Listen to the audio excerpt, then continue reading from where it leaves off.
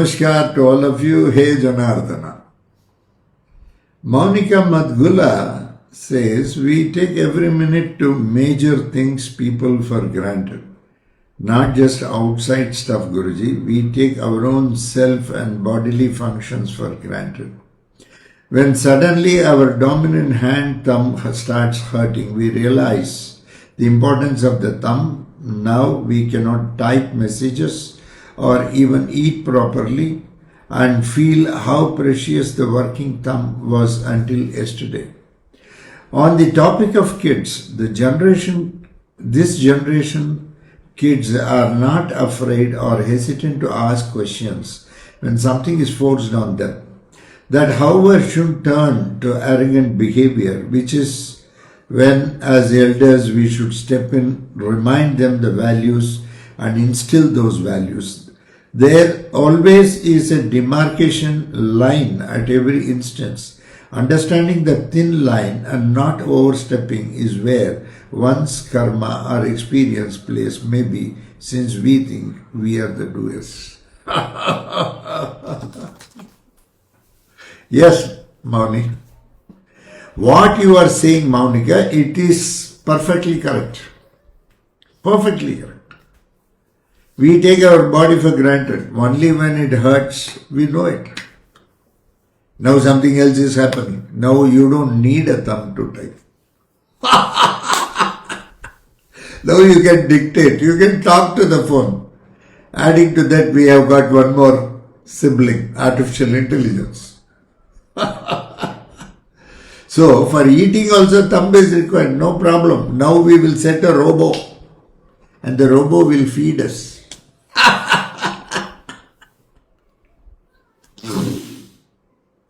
We don't address the thumb.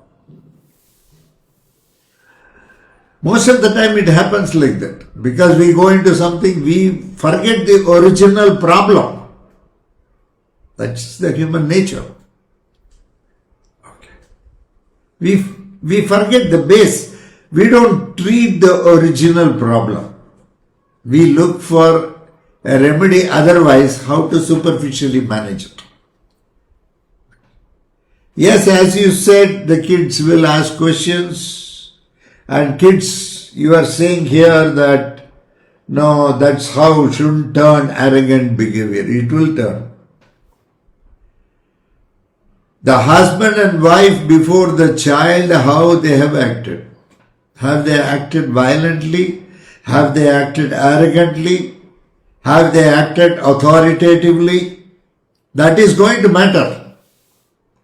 The child will be watching you. Its observing power is very high and memory retention is very good, which we do not have in the middle age or when we grow into old age. Absolutely, it becomes a luxury to have good memory or retention power.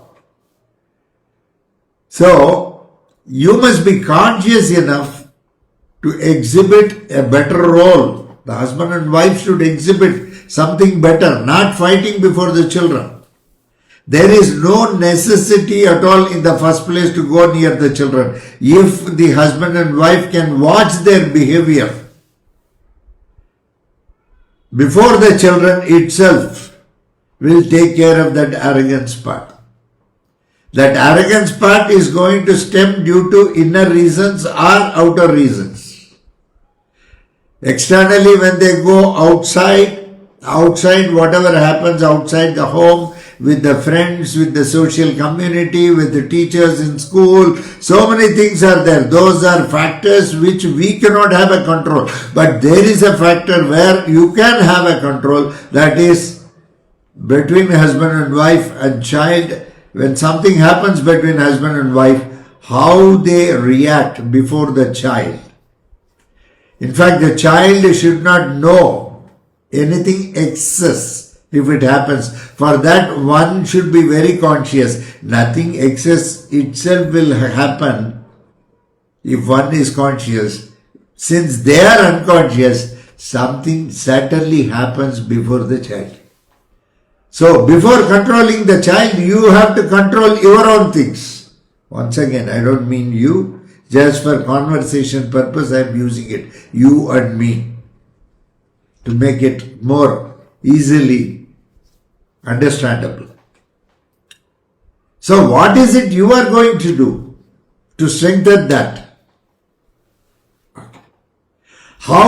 What environment, what very good environment we can give at home for children to think better.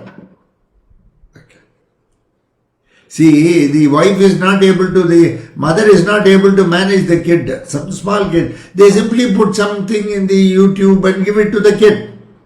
Okay. Tom and Jerry is very good. Original Tom and Jerry, you take the English version, it will be nice. The translated version, it comes in Telugu, it comes in Tamil, it comes in Kannada, Malayalam, Marathi, Bengali, Punjabi, Rajasthani, whatever it is, Gujarati, whatever may be the language, Hindi, the people who are translating the characters, whatever it is, they give peculiar sounds. Like that. Okay, have you understood? The kids, they reciprocate their sound. The way they talk the language itself, it's a simple thing. The mother can put the English and give. English is okay, by and large, I have seen. It's much better. But when it is translated in other language and when somebody gives the voice of other language, I do not know who gives. But the way they talk looks very odd. And the kid picks up those accents. Are our mothers going to realize this? I have been saying this for quite some time. For them, their job is more important. They simply give. Later, the kid only talks like that. Then they have to go to a speech therapist to change this and that. And the kid, having got used to that, it may demand the very same channel. Later, when you put it in English, they won't accept it. Your mother tongue is very good. I am very happy about it. But see that those accents are proper. There may be some serials or some cartoons where the voice may be right. I do not know. Try to find out that and give that so that the language will improve for the kid. Instead of that, you are damaging totally. Of course, it saves time. I don't deny that for you to do your job. But you can do it better. No. It's a very simple thing. For that you have to go through, you must have some time. You should spend some time in the welfare of the kids. Is it not? Like this, there are many systems which spoil the kid at a very early stage. And some of the cartoons will use some words which they will latch on to. They may not know the meaning of the word, but they will be trying to use the word. The kids are very clever. They may not know the meaning, but they will use the word very beautifully. They will use because they observe what happens very beautifully. So husband and wife relationship may be harsh sometimes, but that should not be exhibited before the kid. And it will spoil the kid. The kid will become arrogant. And for that, the parents are the first responsible position. Leave alone outsiders. We don't have. If parents had behaved properly, that will be retained in the mind, and outside when the kid goes, it will understand that outside is not alright, inside is alright, my home is alright, my mother is okay, my father is okay. Like that only a relationship should be there. It should not be like this. It will learn. If at home also that arrogance is there, it will think arrogance is there everywhere, I can also exhibit. So parents become the cause. Of course, there may be some parents here and there who may not be the cause. I am not talking about them. I am talking about the majority of parents who are responsible. And tomorrow then you will say, finally, what is it I have done in life? I have done only very good things, Guruji. Why this should happen to me? Okay. Watch out for this. Then we have Pratish E. Excellent. Pranam Guruji, by the grace of Lord, we belong to a school of thought where forefathers are given a great importance. Swami, from your discourse, I was happy to hear that blessings of Prayoga reach millions. My question, Swami, is even if forefathers are not properly satisfied, could the blessings also reach them? In my college, when I asked my friends regarding Pitru Aradhana in their home, some said only for 3 years we give Tithi, others were not aware of it. One asked, what is it? I observed many families not doing it due to ignorance, Swami. What would happen if it continues? I fear it may disrupt the system. Also, something says from within that Lord will find his own ways. Swami, you are there for us, but only Bhagwan is there for them. Another question, Swami, how does Shalagrama Aradhana help Pitrus? Swami, if it helps them, giving elixir of life in Pitruloka, kindly pardon me for ignorance. Thank you, Gurudeva. So nice question, Pratish. That's why I think you are Pratish E. Very excellent. Yeah, I am able to appreciate your concerns. But Bhagavan is vast. Everything is Bhagavan. That universal consciousness of Janardana. It's Narayan. It's there everywhere. And this is all his drama. And this is all. He is witnessing everything and anything. And he is the doer. Of course, we have in the past seen, in many cases, Prayoga has helped the forefathers also. See, our job is like this. Sometimes I see some bodies on the road. Okay. There is nobody to cremate. When I ask them, is there anybody to do cremation for this gentleman? They say, we don't know. There is nobody. Okay. Then I take some steps and I do the cremation with my own hands. Okay. Yes, probably I was lucky to do that for him. Bhagavan gave me an opportunity. Okay. Always the body has to be disposed of gracefully. A soul has lived in that. It's a temple. Due to some reason, if you have to destruct the temple and reconstruct, the temple has to be, the external structures have to be, where the beautiful soul lived has to be taken care. There must be proper disposal of the body. Body is very sanctified. Don't say, keep saying soul is the sanctum sanctorum. Don't say like that. Body is also, please remember, body houses the soul. If you are thinking about meditation, if you are doing puja, if you are doing panaskara, if you are praying, if you are doing any activity, every activity is divine. Any activity, this body only helps you to do that. Just because the soul has left the body doesn't mean that the body has to be discarded. It is a respect to the body. Okay. So you have to treat the body also. The body also has a consciousness, because of which various organs do function. Maybe the brain is also a part of it doing it. So, the blood system, nervous system, vascular system, so many systems are there. They are all making the body function. So much of good work is being done. So body is not to be hated. Body is not to be left. That is why we take care of the body. Why do you dress up? You take care of the body, is it not? Why do you want to? You put powder, you put so many things. Why do you want to present yourself? Don't you want to present yourself in a good sense to the people? Nowadays even saints use all that. Don't you see them? It's all very normal. That's it. Much ado about nothing. Okay.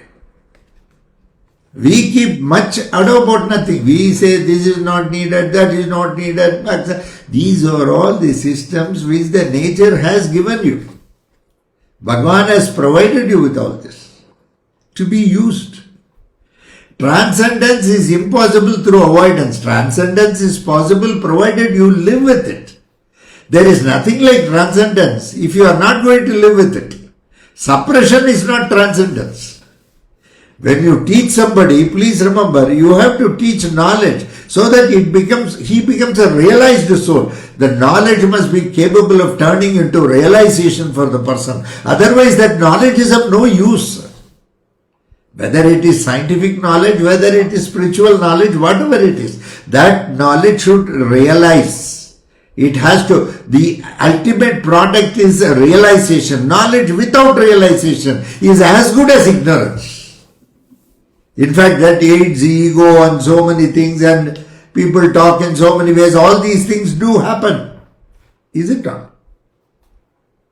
So, knowledge means it should result in realization. If knowledge is not going to result in realization, it is as good as ignorance. It's of no use. What is the use? There is no use. So, that being the case, body houses everything. If you say that this is the powerhouse where you have the knowledge, there are some organics behind it. It's not mechanics, it's organics. So the body houses all that and you don't give respect to it. That's not good. That's not fair. So you are supposed to give due respect. You are supposed to use it, not abuse it or misuse it. And the person has lived. You know what Shastras say? Some people know their right will. When they right will, they will say, they presume that this body also belongs to them. Body doesn't belong to you. Body belongs to forefathers. You have come from a family and it belongs to forefathers, and once a person dies, body doesn't belong to him. Body belongs to the Karta, who is going to do the ceremony to the body. It belongs to the Karta. It is the responsibility of the Karta. Maybe son, maybe son-in-law, maybe daughter, daughter-in-law, stranger, some person going on road who is doing Antyashti karma because of probably past connection, whatever it is. When I am doing something, somebody unknown, stranger, unless karma was there, that case would not have come to me. Please remember, this is the truth. Okay. As a Brahmin, I don't claim I am a Brahmin, but I am in title, where by birth. By birth you don't become a Brahmin. By conduct you become a Brahmin. By birth we are Brahmins, not by conduct. But as we are born, Nalan Chakravartis, we are supposed to do the Antyashti karma if somebody is not having. That is the rule. It has to be done. We belong to that. Yes, we do it. It's a privilege. It's our right. It's our privilege to do it. So like that, one should realize. So people do not know. Yes, as you rightly said, Pratish, many people do not know also. What is Didi, etc., etc. That's why there is a big queue there. They don't reach the Pitruloka. As a Prayogi, we keep clearing one by one by one. Then we have to find out some souls, whether they had a proper body disposal. Otherwise, you have to do Dharma Samskaram first. Okay. You must be able to spot the person. You must be able to know who are all the forefathers. You must be able to reach their loga. There are so many things. Why? You are saying 33 koti devatas. 33 koti devatas you say. Okay. In that, 8 is Vasu, Ashtavasu, Ekadasha Rudra 11, Dvadasa Aditya 12. Okay. Next one, Prajapati. Second, Brahma or Brihaspati. You can call it either way. Underneath that, 1 crore of devatas. 8 Vasus means 8 crores of devata. Ekadasha Rudra means 11 crores. 11 Rudras, 11 crores. Dvadasa Aditya means 12 crores. 12 crores. If you total it, that is 31 crores of Pitru Devata. Other devatas, Prajapati and Brahma is only 2 crores. And for the Pitru Devata, the Bhagavan Ananta, Sarpa. Ananta is responsible. He is called Sesha, Ananta. On that serpent Lord lies. Please remember. Other devatas are outside. They have to take permission to go inside Vaikuntha. But 31 crores of Pitru Devata, on that bed only Bhagavan is lying down. Even Shiva keeps him across the neck. Okay. But Narayana lies down on that bed, Adisesha. Pitrus are more closer to God. That is why I say through Pitru only you can reach Bhagavan. We understood. That is what Prayoga Shastra says. Our Shastra school says that father and mother are living gods. There is no doubt about it. Okay. Yes, finally we do Dharma Samskaram, we do everything. Yes, that is once again we do it like that. Yes, next you have asked that Shalagrama Aradhana helps Pitrus, certainly. Swami, if it helps them giving elixir of life, yes, definitely, certainly it gives. Okay. That's why we have done Jalagrama Pradishta, Janardana Swami. We did Shalagrama Pradishta of Prayoga Narasimha also. Is it not? We did that, and further we are going to do certain things, and he will come to light sometime March or April this 2026. We are going to have such a grand function of Samprokshanam. Okay, at Narasimhavadi in Ahobilam. Okay. So, yes, that is why we have done. Okay, next is Shravanti M. Konduri. Thank you, Guruji, for the reminder and perspective to not taking, especially kids, for granted. To look through ourselves and to be with gratitude. While we feel things are automatic, in reality it is your immense grace and blessings. Looking at everything positively constantly reminds us the Lord's grace. Yes, it's all Bhagavan's will, mercy and grace. Without His will, without His mercy, without His grace, nothing can happen. That is the source of intelligence, universal consciousness. The other day when I was having some discussion with somebody on artificial intelligence, I told, with your artificial intelligence, the natural intelligence will also play its game. And you will be dumbstruck. You will not know which is artificial and you will not know which is natural. We go down and next, yes, Shravanti, I agree with you. Next we go down. Let me see, is there any other comment which I can comment upon? Ahbaulo. Very nice guy, Singaporean. Pranams Guruji, how to have a breakthrough in the current education system in the East, which is set by the government and then forms the culture. After some time, as most people does, it is as they are scared of losing. Sometimes I look at the kids in China, they are just studying so much homework, tuition and little time to even sleep. Hence some become live flat later in life. Not just in China, in India also is the same. Yeah, that's what I have been saying. We can't do anything today. Okay, the government should also realize. That's why Indian government is bringing so many things. So many changes we have brought in the educational curriculum so that it is more practical and it is more, takes into not just the knowledge but realization aspect is also taken into consideration.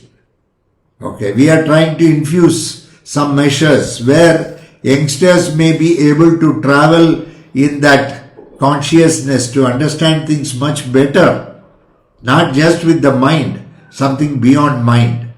So the educational system has to attempt for that. People who are sitting, who are actually managing all this must be conscious enough to think that way.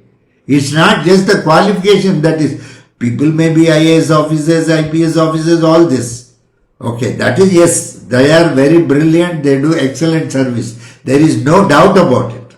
But if they can add an element of consciousness, things will be much, much glorious. Okay, and always one consciousness comes, selflessness will automatically come. You will consider everything as a service. Not that you will not earn money. You will earn money. But the kind of service what you give will be something superb. All these realizations have to happen. Otherwise, yes, it flat later in life. Yes, that's what happens. I agree with you. Next we move on. And now Rupa Kavita Yabuluri. She is bringing a controversial question. But I have to reply what to do. Pranams Guruji, I read this status message somewhere. Lust is better than love, which is unfair and unequal. Kindly share your thoughts on this.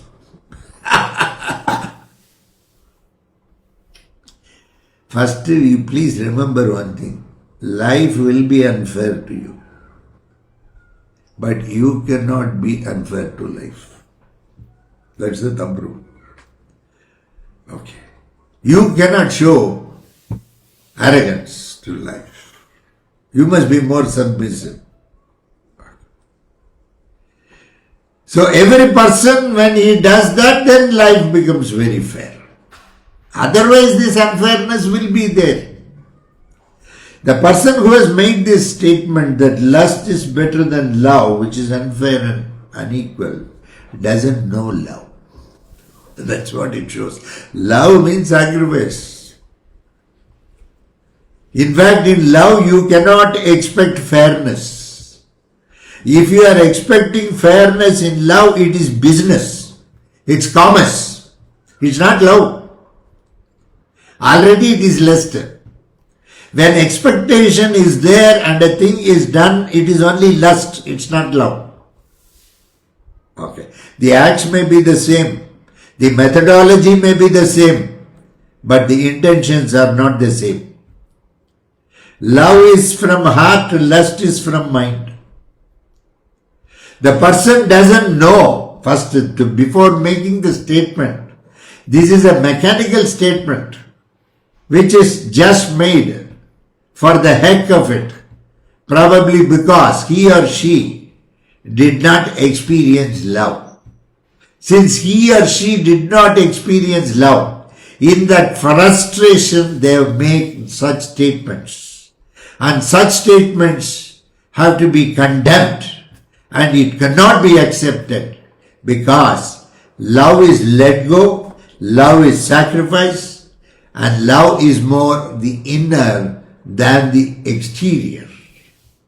So, love rejuvenates a person.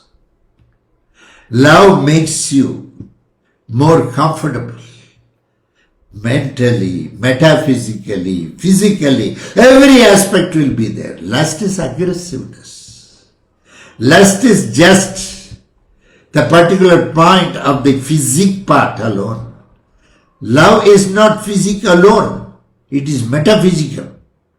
It crosses the limits of physics. Metaphysics. That is love. So the person who made this statement doesn't know love at all. Lust is better than love. To make that comment, one has to know what is love. If you know what is love, if you realize that concept of love, then please remember this statement will not come at all. This is being mechanically used because of the frustration of not tasting love. This is my comment. Very good. Nice. God bless you all. Nice. Thank you very much. Now I don't think I will have time to further release videos because we have Yajnam at Edayapatti, 20 kilometers from Madurai.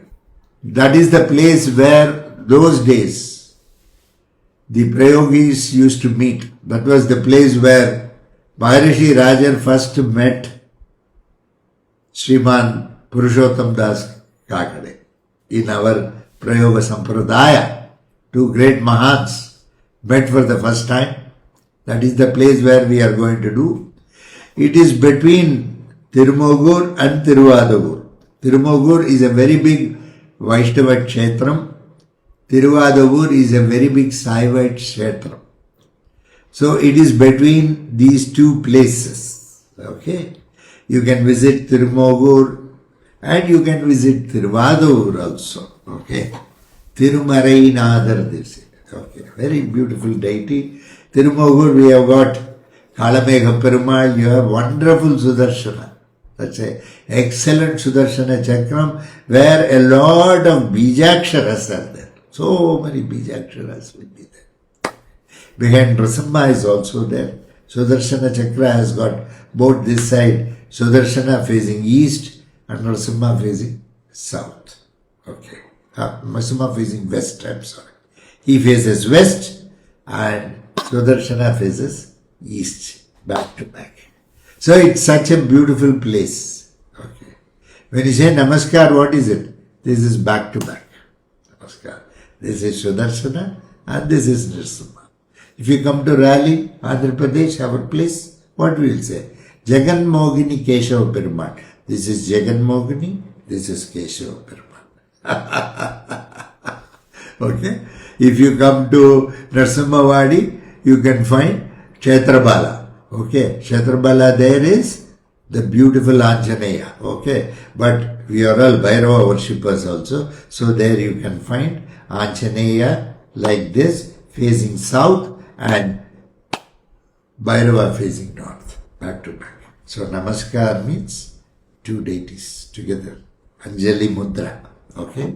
Like that, these two places. Tirumogur, Tiruvadugur. In the center is Ediyapat. There we are doing the yajna. Some prayoga things will be like that. We calculate certain things. We go to certain places. We try to find out Prashnam, so many things are there. You will come there and see a big structure, everything constructed, everything has come. But that place would have been barren. Even Nrsimhavadi, how? So much of construction we did. It looked very barren. It's a normal thing. The other day, our Kudumrao was telling me, Guruji, there we have to put, the water, the sand is going down. Because it's all agricultural land, which we have converted into building and all. We took the permission from the government and then, so if it is going down, so you have to once again put sand, you have to bring a lot of sand, you have to stabilize the ground, maybe 200 lorries, 300 lorries of sand. So when you come there, you just see the structure completed. But so much of work has been done by so many people. Otherwise the structure will not come. For everything, vitamin M is needed. Have you understood? Men, material, money, all these things are needed. Okay. So these things we have accumulated and we are doing it still. Okay. We don't think, because always I think you as a part of my family member, whether you treat me as your family member or not. Please remember. I always think that you are all a part of my family. Okay. But I don't know whether you think like that. You should think like that. Guru is a part of family and we have to participate in everything he does. Then only you are a disciple. If you are not going to participate, then you are just an onlooker, a follower.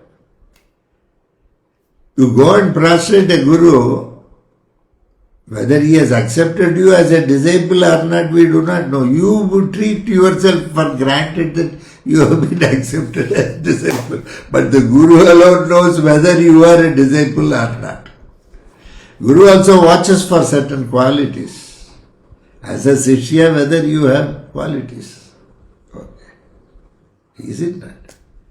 So, Shishyas means it should be. They must be very, very attached to the Guru. They should be with the system. They should have total faith in the belief system. There is no point. If you don't have faith in the belief system and you are going to a Guru, it's not of any use. Okay. So, You must have that faith. Faith cannot be injected. God bless you all. Thank you very much. Bye bye.